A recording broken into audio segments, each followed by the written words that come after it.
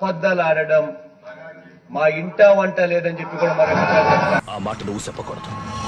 ఎందుకు చెప్తున్నా? ఆ మాట నువ్వు చెప్పకూడదు. ప్రజలు నిజాన్ని తెలుసుకోవాలి.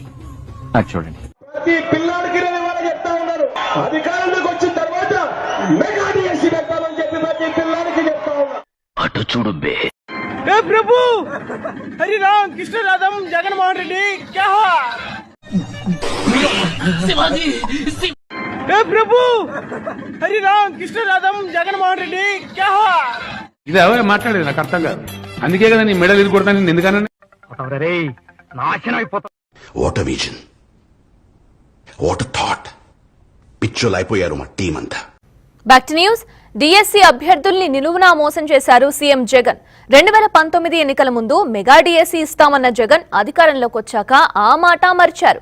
5 ఏళ్లు పూర్తవుతున్నా పట్టించుకోలేదు. తీరా ఇప్పుడు ఎన్నికల వేళ మెగా డిఎస్సీ పేరుతో నిరుద్యోగుల్ని మోసం చేశారు. మెగా డిఎస్సీ వేస్తారని 5 ఏళ్లుగా ఎదురుచూసిన నిరుద్యోగులు ప్రభుత్వ నిర్ణయంతో నిలువునా దగాపడ్డారు. అదిగో ఇదిగో అంటూ కాలయాపన చేసిన జగన్ ప్రభుత్వం ఇప్పుడు మెగా డిఎస్సీని తుస్సుమనిపించింది.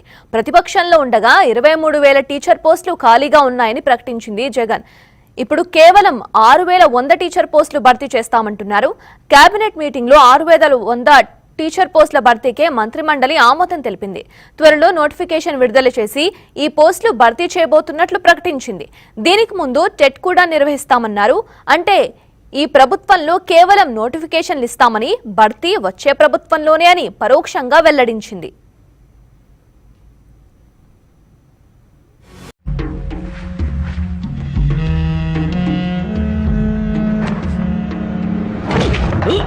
ఒకటి,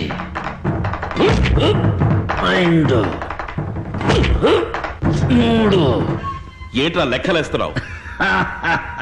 తిరిగి ఇవ్వాలి కదా. నేను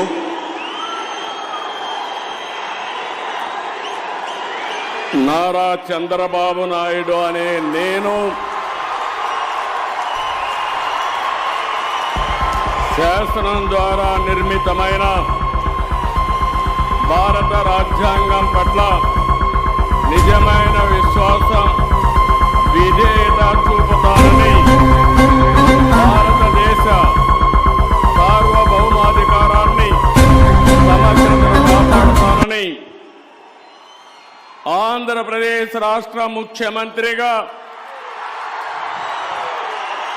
నా కర్తవ్యాలను శ్రద్ధతో, అంతఃకరణ శుద్ధితో నిర్వహిస్తానని, భయం గాని, పక్షపాతం గాని, రాగద్వేషాలు గాని లేకుండా రాజ్యాంగాన్ని, శాసనాలను అనుసరించి ప్రజలందరికీ న్యాయం చేకూరుస్తానని దైవ సాక్షిగా ప్రమాణం చేస్తున్నాను.